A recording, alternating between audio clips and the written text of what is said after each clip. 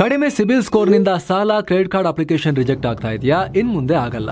SBM Z credit card ಬಳಸಿ ಈಸಿಯಾಗಿ credit score ಅನ್ನ 750 ಗಿಂತ ಜಾಸ್ತಿ ಮಾಡ್ಕೋಬಹುದು. ಇದೊಂದು FD ಆಧಾರಿತ ಕಾರ್ಡ್. UPI ಬಳಸಿ ಕ್ರೆಡಿಟ್ ಕಾರ್ಡ್ ಬ್ಯಾಲೆನ್ಸ್ ಅನ್ನ ಖರ್ಚು ಮಾಡಬಹುದು. FD ಗೆ RBI ಗ್ಯಾರಂಟಿಯೊಂದಿಗೆ 7% ಇಂಟ್ರೆಸ್ಟ್ ಕೂಡ ಸಿಗುತ್ತೆ. 30 ದಿನದಲ್ಲೇ ಕ್ರೆಡಿಟ್ ಸ್ಕೋರ್ ನಲ್ಲಿ ಇಂಪ್ರೂವ್ಮೆಂಟ್ ಕೂಡ ನೋಡಬಹುದು. ಡಿಸ್ಕ್ರಿಪ್ಷನ್ ಹಾಗೂ ಪಿನ್ ಕಾಮೆಂಟ್ ನಲ್ಲಿರೋ ಲಿಂಕ್ ಮೂಲಕ Z ಆಪ್ ಡೌನ್ಲೋಡ್ ಮಾಡಿ.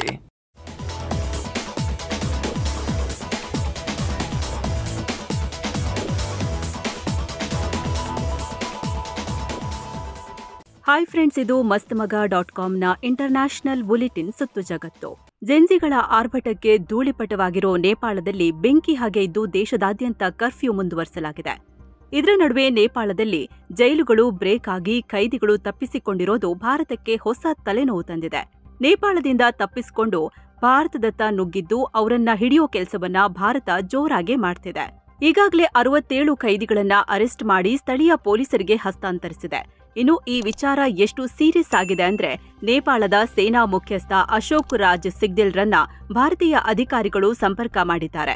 ಜನರು ಮತ್ತು ಕೈದಿಗಳು ನುಗ್ಗಿ ಬರ್ತಿರೋದು ಭಾರತದ ಭದ್ರತೆಗೆ ಅಪಾಯ ಮತ್ತು ಇದೇ ಲಾಭ ಪಡ್ಕೊಂಡು ಭಾರತ ವಿರೋಧಿ ಶಕ್ತಿಗಳು ದೇಶಕ್ಕೆ ನುಗ್ಬಹುದು ಅಂತ ಕಳವಳ ವ್ಯಕ್ತಪಡಿಸಿದ್ದಾರೆ.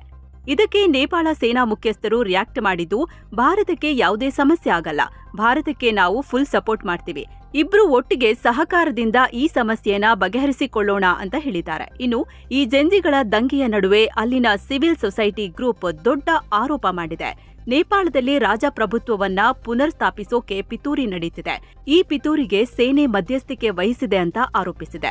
ಬೃಹತ್ ನಾಗರಿಕ ಆಂದೋಲನ ಅನ್ನೋ ಸಿವಿಲ್ ಸೊಸೈಟಿ ಗ್ರೂಪ್ ಈ ಆರೋಪ ಮಾಡಿದ್ದು, ಇದನ್ನ ನಾವು ಸಹಿಸಲ್ಲ ಅಂದಿದೆ.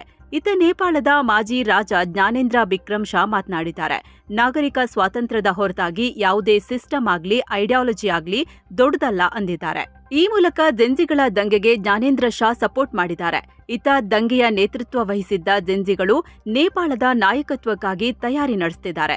ತಮ್ಮ ಮಧ್ಯಂತರ ಸರ್ಕಾರಕ್ಕೆ ಮುಖ್ಯಸ್ಥರನ್ನ ನೇಮಿಸಲು ಹೈ ಲೆವೆಲ್ ಮೀಟಿಂಗ್ ಮಾಡ್ತಿದ್ದಾರೆ. ನೇಪಾಳದ ಮಾಜಿ ಚೀಫ್ ಜಸ್ಟಿಸ್ ಸುಶೀಲಾ ಕರ್ಕಿ, ಕಠ್ಮಂಡು ಮೇಯರ್ ಬಾಲೇಂದ್ರ ಶಾ ಮತ್ತು ನೇಪಾಳ ಎಲೆಕ್ಟ್ರಿಸಿಟಿ ಬೋರ್ಡ್ನ ಮಾಜಿ ಸಿಇಒ ಕುಲ್ಮನ್ ಗಿಸಿಂಗ್ ಹೆಸರು ಮುನ್ನೆಲೆಗೆ ಬರ್ತಿದೆ. ಜೊತೆಗೆ ಸಂಸತ್ತನ್ನ ವಿಸರ್ಜಿಸೋಕೆ ಕೂಡ ಈ ಮೀಟಿಂಗ್ನಲ್ಲಿ ಚರ್ಚೆಯಾಗಿದೆ. ಈ ನಡುವೆ ಉತ್ತರ ಪ್ರದೇಶ ಮೂಲದ 57 ವರ್ಷದ ರಾಜೇಶ್ ಕೋಲಾ ಅನ್ನೋ ಮಹಿಳೆಯೊಬ್ಬರು ಜೆನ್ಜಿಗಳ ಗಲಭೆಗೆ ಸಿಕ್ಕಿ ಮೃತಪಟ್ಟಿದ್ದಾರೆ. ಪ್ರತಿಭಟನೆ ವೇಳೆ ರಾಜೇಶ್ ಕೋಲಾ ಇದ್ದ ಹೋಟೆಲ್ವೊಂದಕ್ಕೆ ಬೆಂಕಿ ಇಡಲಾಗಿತ್ತು. ಬೆಂಕಿಯಿಂದ ತಪ್ಪಿಸಿಕೊಳ್ಳೋಕೆ ರಾಜೇಶ್ ಹೋಟೆಲ್ ಬಿಲ್ಡಿಂಗ್ನಿಂದ ಹಾರಿ ಸಾವನ್ನಪ್ಪಿದ್ದಾರೆ. ಅತ್ತ ನಾಯಕತ್ವದ ಬದಲಾವಣೆ ಕುರಿತು ಜೆನ್ಜಿಗಳ ಗುಂಪುಗಳ ಮಧ್ಯೆಯೇ ಘರ್ಷಣೆ ನಡೆದಿದೆ. ಗುರುವಾರ ನೇಪಾಳದ ಸೇನಾ ಹೆಡ್ ಕ್ವಾರ್ಟರ್ ಬಳಿ ಈ ಘರ್ಷಣೆಯಾಗಿದೆ. ಇನ್ನು ನೇಪಾಳದ ದಂಗೆಯಲ್ಲಿ ಮೃತಪಟ್ಟವರ ಸಂಖ್ಯೆ 51ಕ್ಕೆ ಏರಿಕೆಯಾಗಿದೆ ಅನ್ನೋ ಮಾಹಿತಿ ಬರ್ತಿದೆ. ಹಮಾಸ್ಗಳನ್ನ ನಿರ್ನಾಮ ಮಾಡೋ ಪಣ ತೊಟ್ಟಿರೋ ಇಸ್ರೇಲ್ ಪ್ರಧಾನಿ ಬೆಂಜಮಿನ್ ನೆತನ್ಯಾಹು ಈಗ ಮತ್ತೊಂದು ದೊಡ್ಡ ಪ್ರತಿಜ್ಞೆ ಮಾಡಿದ್ದಾರೆ. ಇನ್ಮುಂದೆ ಪ್ಯಾಲೆಸ್ತೀನ್ ಅನ್ನೋ ದೇಶವೇ ಇರಲ್ಲ, ಹಾಗ್ ಮಾಡ್ಬಿಡ್ತೀನಿ ಅಂದಿದ್ದಾರೆ. ಇವೆಂಟ್ ಒಂದರಲ್ಲಿ ಮಾತನಾಡಿದ ನೆತನ್ಯಾಹು, ಮುಂದೊಂದು ದಿನ ಪ್ಯಾಲೆಸ್ತೀನ್ ಅನ್ನೋ ದೇಶ ಇಲ್ಲದ ಹಾಗೆ ಮಾಡೋ ನಮ್ಮ ಮಾತನ್ನ ನಾವು ಖಂಡಿತವಾಗ್ಲೂ ಈಡೇರಿಸ್ತೀವಿ. ಯಾಕಂದ್ರೆ ಆ ಜಾಗ ನಮ್ಗೆ ಸೇರಿದ್ದು. ನಾವು ನಮ್ಮ ಪರಂಪರೆ, ನಮ್ಮ ಭೂಮಿ ಮತ್ತು ನಮ್ಮ ದೇಶವನ್ನ ರಕ್ಷಣೆ ಮಾಡ್ತೀವಿ. ನಮ್ಮ ನಗರದ ಜನಸಂಖ್ಯೆನ ಡಬಲ್ ಮಾಡ್ತೀವಿ ಅಂತ ಹೇಳಿದ್ದಾರೆ. ಆಕ್ರಮಿತ ವೆಸ್ಟ್ ಬ್ಯಾಂಕ್ನಲ್ಲಿರೋ ಇಸ್ರೇಲಿ ಸೆಟಲ್ಮೆಂಟ್ ಮಾಲೆ ಅಡುಮೀಮ್ನಲ್ಲಿ ನಿಂತು ನೆತನ್ಯಾಹು ಈ ಹೇಳಿಕೆಯನ್ನ ನೀಡಿದ್ದಾರೆ. ಜೊತೆಗೆ ವೆಸ್ಟ್ ಬ್ಯಾಂಕ್ನಲ್ಲಿ ಇಸ್ರೇಲ್ನ ಮಹತ್ವಾಕಾಂಕ್ಷಿ ಈ ಸೆಟಲ್ಮೆಂಟ್ ಪ್ರಾಜೆಕ್ಟ್ ಮುಂದುವರಿಸೋಕು ನೆತನ್ಯಾಹು ಸಹಿ ಹಾಕಿದ್ದಾರೆ. ಅಂದಹಾಗೆ ಈ E1 ಪ್ರಾಜೆಕ್ಟ್ ಅಂದ್ರೆ ವೆಸ್ಟ್ ಬ್ಯಾಂಕ್ನಲ್ಲಿ ಇಸ್ರೇಲಿ ಸೆಟಲ್ಮೆಂಟ್ ನಿರ್ಮಾಣ ಮಾಡೋ ಪ್ಲಾನ್. ಇದಕ್ಕೆ ತೀವ್ರ ಟೀಕೆ ವ್ಯಕ್ತವಾಗ್ತಿದೆ. ಯಾಕಂದ್ರೆ ಯಾವ ಜಾಗದಲ್ಲಿ ಇಸ್ರೇಲ್ ಈ ಸೆಟಲ್ಮೆಂಟ್ ನಿರ್ಮಾಣಕ್ಕೆ ಹೊರಟಿದ್ಯೋ ಅದು ನಮಗೆ ಸೇರಿದ್ದು ಅಂತ ಪ್ಯಾಲೆಸ್ತೀನ್ ಅಥಾರಿಟಿ ಹೇಳುತ್ತೆ.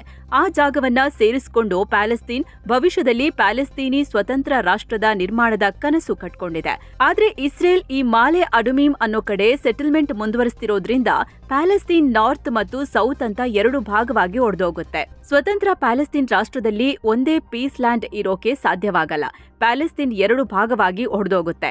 ಹೀಗಾಗಿ ಇದಕ್ಕೆ ವಿರೋಧ ಇದೆ. ಆದ್ರೆ ಇಸ್ರೇಲ್ ಈಗ ಅದೇ ಪ್ಯಾಲೆಸ್ತೀನ್ ದೇಶವನ್ನೇ ಹುಟ್ಟದ ಹಾಗೆ ಮಾಡ್ತೀವಿ ಅಂತ ಹೇಳಿಕೆ ಕೊಟ್ಟಿದೆ. ಪ್ಯಾಲೆಸ್ತೀನ್ ದೇಶಕ್ಕೆ ಫ್ರಾನ್ಸ್, ಬ್ರಿಟನ್ಗಳು ಮಾನ್ಯತೆ ಕೊಡಬೇಕಾಗುತ್ತೆ ಅನ್ನೋ ಧಮಕಿ ಕೊಟ್ಟ ಬೆನ್ನಲ್ಲೇ ಇಸ್ರೇಲ್ ಈ ರೀತಿ ಹೇಳಿಕೆ ಕೊಟ್ಟಿದೆ. ಇನ್ನು ಹಮಾಸ್ಗಳಿದ್ದಾರೆ ಅಂತೇಳಿ ಇಸ್ರೇಲ್ ಕತಾರ್ ಒಳಗೆ ನುಗ್ಗಿ ದಾಳಿ ಮಾಡಿತ್ತು. ಈಗ ವಿಶ್ವಸಂಸ್ಥೆ ಭದ್ರತಾ ಮಂಡಳಿ ಈ ದಾಳಿ ಖಂಡಿಸಿ ಜಂಟಿ ಹೇಳಿಕೆ ನೀಡಿದೆ. ನಾವು ಕತಾರ್ ಸಾರ್ವಭೌಮತ್ವವನ್ನ ಗೌರವಿಸ್ತೀವಿ, ದಾಳಿಯನ್ನ ಖಂಡಿಸ್ತೀವಿ ಅಂತ ಹೇಳಿದೆ. ಆದ್ರೆ ಇಸ್ರೇಲ್ ಹೆಸರನ್ನ ಉಲ್ಲೇಖ ಮಾಡಿಲ್ಲ. ಇನ್ನು ಇದಕ್ಕೂ ಇಸ್ರೇಲ್ ಡೋಂಟ್ ಕೇರ್ ಅಂದಿದೆ. ವಿಶ್ವಸಂಸ್ಥೆಯಲ್ಲಿನ ಇಸ್ರೇಲ್ ರಾಯಭಾರಿ ಡ್ಯಾನಿ ಡ್ಯಾನನ್ ಮಾತನಾಡಿ, ನಾವು ಭೂಮಿಯ ಮೇಲೆ ಎಲ್ಲಿ ಬೇಕಾದ್ರೂ ನುಗ್ಗಿ ದಾಳಿ ಮಾಡ್ತೀವಿ ಅಂತ ಹೇಳಿದ್ದಾರೆ. ಉಗ್ರರಿಗೆ ಎಲ್ಲಿಯೂ ಸೇಫ್ ಜಾಗ ಇಲ್ಲ, ಗಾಜಾದಲ್ಲೂ ಇಲ್ಲ, ಇರಾನ್ನಲ್ಲೂ ಇಲ್ಲ, ಕತಾರ್ನಲ್ಲೂ ಇಲ್ಲ. ಉಗ್ರರು ಶಿಕ್ಷೆಯಿಂದ ತಪ್ಪಿಸಿಕೊಳ್ಳೋಕೆ ಸಾಧ್ಯನೇ ಇಲ್ಲ. ಉಗ್ರರ ನಾಯಕರು ಅದೆಲ್ಲಿ ಅಡಗಿ ಕೂತಿರ್ಲಿ, ನಾವು ಅವರ ವಿರುದ್ಧ ಕ್ರಮ ತಗೊಳ್ತೀವಿ ಅಂದಿದ್ದಾರೆ.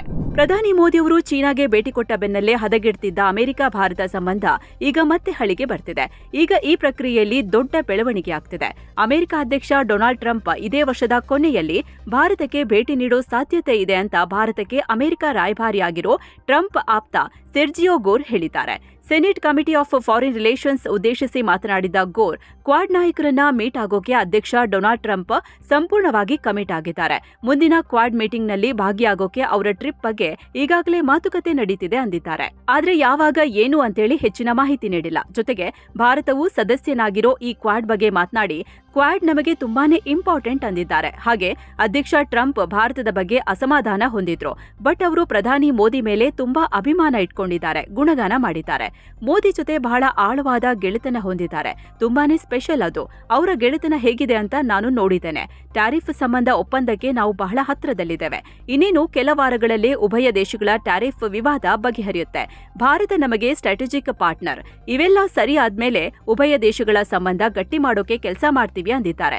ಇನ್ನು ಇದೇ ವೇಳೆ ಈ ಸೆರ್ಜಿಯೋ ಗೋರ್ ಭಾರತ ಚೀನಾಗೆ ಹತ್ರ ಆಗ್ತಿರೋದಕ್ಕೂ ರಿಯಾಕ್ಟ್ ಮಾಡಿದ್ದಾರೆ. ಭಾರತನ ಚೀನಾದಿಂದ ದೂರ ಮಾಡೋದಕ್ಕೆ ಅಮೆರಿಕ ಆದ್ಯತೆ ನೀಡುತ್ತೆ. ನಾವು ಭಾರತವನ್ನ ಮತ್ತಷ್ಟು ಹತ್ತಿರಕ್ಕೆ ತರ್ತೀವಿ ಅಂತ ಹೇಳಿದ್ದಾರೆ. ಇನ್ನು ಇಷ್ಟು ದಿನ ಭಾರತ ರಷ್ಯಾದಿಂದ ತೈಲ ತರಿಸಿಕೊಳ್ತಿದೆ ಅಂತ ಹೇಳಿ ಕಿರಿಕ್ ಮಾಡ್ತಿದ್ದ ಅಮೆರಿಕದ ವಿದೇಶಾಂಗ ಸಚಿವ ಮಾರ್ಕೋ ರುಬಿಯೋ ಕೂಡ ಭಾರತಕ್ಕೆ ಸಾಫ್ಟ್ ಆಗಿದ್ದಾರೆ. ಅಮೆರಿಕ ಪಾಲಿಗೆ ಭಾರತ ಬಹಳ ಮುಖ್ಯವಾಗಿರೋ ಗ್ಲೋಬಲ್ ಪಾರ್ಟ್ನರ್ ಅಂತ ಹೇಳಿದ್ದಾರೆ. ಇಂದು ಇಡೀ ಜಗತ್ತಲ್ಲಿ ಅಮೆರಿಕ ಹೊಂದಿರೋ ಅತ್ಯುನ್ನತ ಸಂಬಂಧಗಳಲ್ಲಿ ಭಾರತವು ಒಂದು. ಜಾಗತಿಕ ರಾಜಕಾರಣ, ಆರ್ಥಿಕತೆ ಮತ್ತು ಭದ್ರತೆಯಲ್ಲಿ ಭಾರತ ಬಹಳ ಇಂಪಾರ್ಟೆಂಟ್ ಆಗಿರೋ ಪಾತ್ರ ಹೊಂದಿದೆ. ಉಭಯ ದೇಶಗಳ ಸಂಬಂಧದಲ್ಲಿ ಅತ್ಯದ್ಭುತವಾದ ಬದಲಾವಣೆ ಆಗ್ತಿದೆ ಅಂದಿದ್ದಾರೆ. ಅತ್ತ ಅಮೆರಿಕದ ವಾಣಿಜ್ಯ ಕಾರ್ಯದರ್ಶಿ ಹಾವರ್ಡ್ ಲಟ್ನಿಕ್ ಕೂಡ ಭಾರತದ ಬಗ್ಗೆ ಪಾಸಿಟಿವ್ ಆಗಿ ಉಭಯ ದೇಶಗಳ ನಡುವೆ ಆದಷ್ಟು ಬೇಗ ವ್ಯಾಪಾರ ಒಪ್ಪಂದ ಆಗ್ಬೋದು ಅನ್ನೋ ರೀತಿಯಲ್ಲಿ ಮಾತನಾಡಿದ್ದಾರೆ. ಅಮೆರಿಕ ಭಾರತ ಜೊತೆಗಿರೋ ಮನಸ್ತಾಪ, ಸಮಸ್ಯೆಗಳನ್ನ ಬಗೆಹರಿಸೋಕೆ ಬಯಸುತ್ತೆ. ಭಾರತದವರು ತಮ್ಮ ಮಾರುಕಟ್ಟೆನ ನಮಗಾಗಿ ತೆರಿಬೇಕು, ರಷ್ಯಾದಿಂದ ತೈಲ ತರಿಸಿಕೊಳ್ಳೋದನ್ನ ನಿಲ್ಲಿಸಬೇಕು ಅಂದಿದ್ದಾರೆ. ಇತ್ತೀಚೆಗಷ್ಟೇ ಇವರು ಭಾರತ ಸಾರಿ ಕೇಳ್ಕೊಂಡು ನಮ್ಮ ಬಳಿ ಓಡೋಡಿ ಬರುತ್ತೆ, ಡೀಲ್ ಮಾಡ್ಕೊಳ್ಳುತ್ತೆ ಅಂತ ಹೇಳಿದ್ರು. ಈಗ ಈ ರೀತಿ ಹೇಳ್ತಿದ್ದಾರೆ. ಈ ಮೂಲಕ ನಿಧಾನವಾಗಿ ಅಮೆರಿಕದ ಒಬ್ಬೊಬ್ಬರೇ ನಾಯಕರು ಭಾರತ ನಮಗೆ ಬೇಕು ಅಂತ ಹೇಳೋಕೆ ಶುರು ಮಾಡಿದ್ದಾರೆ. ಫ್ರಾನ್ಸ್ ಅಧ್ಯಕ್ಷ ಇಮ್ಯಾನ್ಯುಯಲ್ ಮ್ಯಾಕ್ರನ್ ಬಿಗ್ ಸ್ಟೇಟ್ಮೆಂಟ್ ಕೊಟ್ಟಿದ್ದಾರೆ. ಪೋಲೆಂಡ್ನಲ್ಲಿ 3 ರಫೇಲ್ ಫೈಟರ್ ಜೆಟ್ಗಳನ್ನ ನಿಯೋಜಿಸ್ತೀವಿ ಅಂತ ಘೋಷಿಸಿದ್ದಾರೆ. ಈ ಮೂಲಕ ನ್ಯಾಟೋದ ಈಸ್ಟರ್ನ್ ಫ್ರಂಟ್ನ ನಾವು ಬಲಪಡಿಸ್ತೀವಿ ಮತ್ತು ಯುರೋಪಿಯನ್ ಭದ್ರತೆಗೆ ರಕ್ಷಣೆ ನೀಡ್ತೀವಿ. ಯುರೋಪಿಯನ್ ಖಂಡದ ಭದ್ರತೆ ನಮ್ಮ ಪ್ರಮುಖ ಆದ್ಯತೆಯಾಗಿದೆ. ರಷ್ಯಾದ ಬೆದರಿಕೆಗೆ ನಾವು ಬಗ್ಗಲ್ಲ ಅಂತ ಮ್ಯಾಕ್ರನ್ ಹೇಳಿದ್ದಾರೆ. ಜೊತೆಗೆ ಈ ನಿರ್ಧಾರದ ಬಗ್ಗೆ ಈಗಾಗಲೇ ಪೋಲೆಂಡ್ ಪ್ರಧಾನಿ ಡೊನಾಲ್ಡ್ ಟಸ್ಕ್ರಿಗೆ ತಿಳಿಸಿದ್ದೇನೆ. ಜೊತೆಗೆ ನ್ಯಾಟೋ ಸೆಕ್ರೆಟರಿ ಜನರಲ್ ಮತ್ತು ಬ್ರಿಟನ್ ಪ್ರಧಾನಿ ಜೊತೆ ಚರ್ಚೆ ಮಾಡಿದ್ದೀನಿ ಅಂತಲೂ ಹೇಳಿದ್ದಾರೆ. ರಷ್ಯಾ ಡ್ರೋನ್ಗಳು ಪೋಲೆಂಡ್ಗೆ ನುಗ್ಗಿದ ಬೆನ್ನಲ್ಲೇ ಮ್ಯಾಕ್ರಾನ್ರಿಂದ ಈ ಹೇಳಿಕೆ ಬಂದಿದೆ.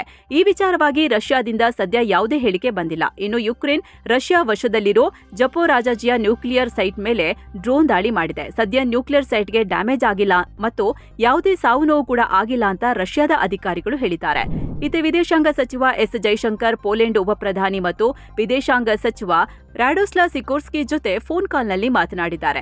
ಪೋಲೆಂಡ್ನ ವಾಯು ಪ್ರದೇಶಕ್ಕೆ ರಷ್ಯಾದ ಡ್ರೋನ್ ನುಗ್ಗಿರೋದಕ್ಕೆ ಜೈಶಂಕರ್ ಕಳವಳ ವ್ಯಕ್ತಪಡಿಸಿದ್ದಾರೆ. ಜೊತೆಗೆ ಯುಕ್ರೇನ್ನಲ್ಲಿ ಶೀಘ್ರ ಯುದ್ಧ ನಿಲ್ಲಿಸೋಕೆ ಮತ್ತು ಯುಕ್ರೇನ್ಗೆ ದೀರ್ಘಕಾಲದ ಪರಿಹಾರವನ್ನ ಭಾರತ ಬೆಂಬಲಿಸುತ್ತೆ ಅಂತ ಜೈಶಂಕರ್ ಪೋಲೆಂಡ್ ವಿದೇಶಾಂಗ ಸಚಿವರಿಗೆ ತಿಳಿಸಿದ್ದಾರೆ. ಪಾಕ್ ಸೇನೆ ಟಿಟಿಪಿ ಬಂಡುಕೋರರ ವಿರುದ್ಧ ದೊಡ್ಡ ಕಾರ್ಯಾಚರಣೆ ನಡೆಸಿದ್ದಾಗಿ ಹೇಳಿಕೊಂಡಿದೆ. ಟಿಟಿಪಿಗಳ ಅಡಗು ತಾಣಗಳನ್ನ ಧ್ವಂಸ ಮಾಡಿ 19 ಬಂಡುಕೋರರನ್ನ ಹೊಡೆದಾಕಿದ್ದೀವಿ ಅಂತ ಹೇಳಿದೆ. ಖೈಬರ್ ಪಖ್ತೂನ್ಖ್ವಾದ ಮೊಹಮ್ಮದ್ ಬನ್ನು ಮತ್ತು ನಾರ್ತ್ ವಜ್ರಿಸ್ತಾನ ಜಿಲ್ಲೆಗಳಲ್ಲಿ ಈ ಕಾರ್ಯಾಚರಣೆ ನಡೆಸಿದ್ದೀವಿ ಅಂತ ಪಾಕ್ ಸೇನೆ ಅನೌನ್ಸ್ ಮಾಡಿದೆ. ಅಂದಹಾಗೆ ಕಳೆದ ವಾರ ಪಾಕ್ ಸೇನೆಯ ಪೋಸ್ಟ್ ಮೇಲೆ ಟಿಟಿಪಿ ದಾಳಿ ಮಾಡಿತ್ತು. 6 ಪಾಕ್ ಸೈನಿಕರು ಸಾವನ್ನಪ್ಪಿದ್ರು. ಅದರ ಬೆನ್ನಲ್ಲೇ ಈ ಕಾರ್ಯಾಚರಣೆ ನಡೆದಿದೆ. ಅಮೆರಿಕದ ಡಲ್ಲಾಸ್ನಲ್ಲಿ ಕರ್ನಾಟಕ ಮೂಲದ ವ್ಯಕ್ತಿಯೊಬ್ಬರನ್ನ ಕ್ರೂರವಾಗಿ ಹತ್ಯೆ ಮಾಡಲಾಗಿದೆ. ಇವರನ್ನ 50 ವರ್ಷದ ಚಂದ್ರಮೌಳಿ ನಾಗಮಲ್ಲಯ್ಯ ಅಂತ ಗುರುತಿಸಲಾಗಿದೆ. ಇವರ ಪತ್ನಿ ಮತ್ತು ಮಗನ ಮುಂದೆಯೇ ಇವರ ಜೊತೆ ಕೆಲಸ ಮಾಡ್ತಿದ್ದ ವ್ಯಕ್ತಿ ಈ ನಾಗಮಲ್ಲಯ್ಯರನ್ನ ಕ್ರೂರವಾಗಿ ಹತ್ಯೆ ಮಾಡಿದ್ದಾನೆ. ಕೊಲೆ ಮಾಡಿದ ವ್ಯಕ್ತಿಯನ್ನ ಯೋಡೇನಿಸ್ ಕೊಬೋಸ್ ಮಾರ್ಟಿನೆಜ್ ಅಂತ ಗುರುತಿಸಲಾಗಿದೆ. ವಾಷಿಂಗ್ ಮಷಿನ್ ವಿಚಾರದಲ್ಲಿ ಇಬ್ಬರ ನಡುವೆ ಶುರುವಾದ ವಿವಾದ ಕೊಲೆಯಲ್ಲಿ ಅಂತ್ಯವಾಗಿದೆ. ಸೆಪ್ಟೆಂಬರ್ 10ರಂದು ಈ ಘಟನೆ ನಡೆದಿದೆ. ಆರೋಪಿಯನ್ನ ಪೊಲೀಸರು ಅರೆಸ್ಟ್ ಮಾಡಿದ್ದಾರೆ. ಈ ವ್ಯಕ್ತಿಗೆ ಕ್ರಿಮಿನಲ್ ರೆಕಾರ್ಡ್ ಇದೆ ಅಂತಲೂ ಪೊಲೀಸರು ತಿಳಿಸಿದ್ದಾರೆ. ಇನ್ನು ಈ ಘಟನೆಗೆ ಅಮೆರಿಕದ ಹೌಸ್ಟನ್ನಲ್ಲಿರೋ ಭಾರತೀಯ ರಾಯಭಾರ ಕಚೇರಿ ಖಂಡನೆ ವ್ಯಕ್ತಪಡಿಸಿದೆ. ನಾಗಮಲ್ಲಯ್ಯರ ಸಾವಿಗೆ ಸಂತಾಪ ಸೂಚಿಸಿದೆ. ನಾವು ನಾಗಮಲ್ಲಯ್ಯರ ಕುಟುಂಬದ ಜೊತೆ ಸಂಪರ್ಕದಲ್ಲಿದ್ದೀವಿ, ಸಾಧ್ಯವಿರೋ ಎಲ್ಲಾ ಸಹಾಯವನ್ನ ಮಾಡ್ತೀವಿ ಅಂತ ಹೇಳಿದೆ. ಟ್ರಂಪ್ರ ಆಪ್ತ ಬ್ರೆಜಿಲ್ ಮಾಜಿ ಅಧ್ಯಕ್ಷ ಜೈರ್ ಬೋಲ್ಸನಾರೋಗೆ ಬ್ರೆಜಿಲ್ ಸುಪ್ರೀಂ ಕೋರ್ಟ್ 27 ವರ್ಷ ಜೈಲು ಶಿಕ್ಷೆ ವಿಧಿಸಿದೆ.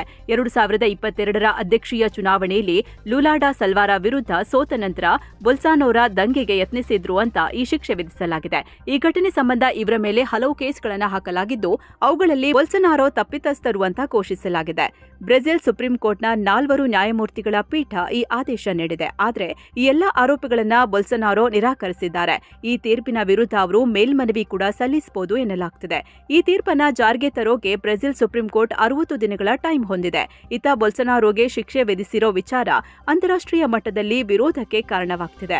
ಅಮೆರಿಕ ಅಧ್ಯಕ್ಷ ಟ್ರಂಪ್ ಈ ತೀರ್ಪಿನಿಂದ ನಮಗೆ ಅತೃಪ್ತಿಯಾಗಿದೆ, ಬೊಲ್ಸನಾರೋ ಅತ್ಯುತ್ತಮ ವ್ಯಕ್ತಿ ಅಂದಿದ್ದಾರೆ. ಇತ್ತ ಅಮೆರಿಕದ ವಿದೇಶಾಂಗ ಕಾರ್ಯದರ್ಶಿ ಮಾರ್ಕೋ ರುಬಿಯೋ ಕೂಡ ಈ ತೀರ್ಪಿಗೆ ವಿರೋಧ ವ್ಯಕ್ತಪಡಿಸಿದ್ದಾರೆ. ಟ್ರಂಪ್ ಸರ್ಕಾರ ಇದಕ್ಕೆ ತಕ್ಕ ಪ್ರತಿಕ್ರಿಯೆ ನೀಡುತ್ತೆ ಅಂದಿದ್ದಾರೆ.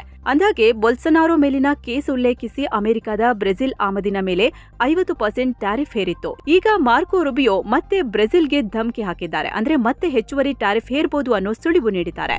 ಭಾರತದಲ್ಲಿ ಆಶ್ರಯ ಪಡೆದಿರೋ ಬಾಂಗ್ಲಾ ನಾಯಕಿ ಶೇಖ್ ಹಸೀನಾರಿಗೆ ಸಂಬಂಧಿಸಿದ ಸೀಕ್ರೆಟ್ ಲಾಕರ್ ಒಂದನ್ನ ಬಾಂಗ್ಲಾ ಅಧಿಕಾರಿಗಳು ಸೀಸ್ ಮಾಡಿದ್ದಾರೆ. ಈ ಲಾಕರ್ ಬಾಂಗ್ಲಾದ ಪುಬಾಲಿ ಬ್ಯಾಂಕ್ನಲ್ಲಿತ್ತು ಅಂತ ಬಾಂಗ್ಲಾದ ಕಂದಾಯ ಇಲಾಖೆ ಅಧಿಕಾರಿಗಳು ಹೇಳಿದ್ದಾರೆ.